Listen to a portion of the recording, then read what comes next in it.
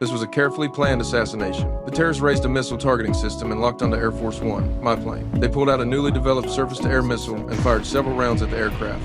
The missiles closed in fast.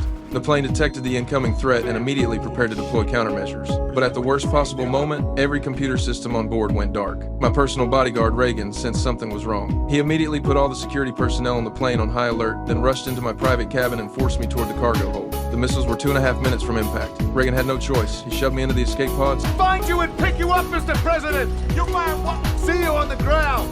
No, Mars! Sealed the door, hit the launch switch, and ejected me from the plane.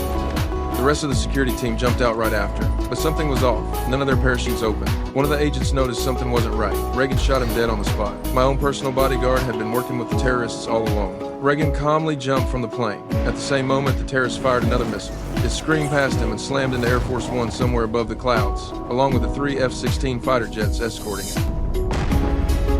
The plane went down and crash-landed in a forest in Finland.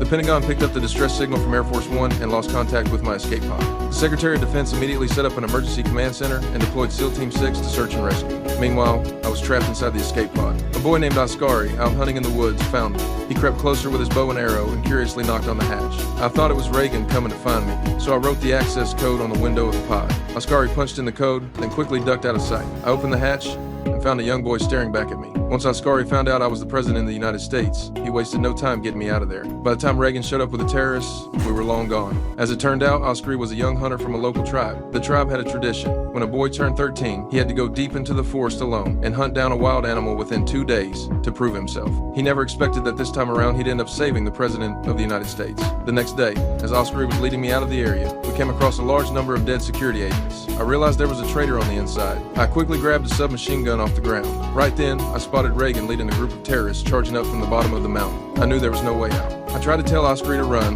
but Reagan was already on us. He drove his fist into my stomach, called in a helicopter, stuffed me into a freezer chest, and prepared to fly me out. Ascari made up his mind. He was going to save the President of the United States and prove what he was made of. He scrambled to the top of the mountain, waited for the right moment, and leaped.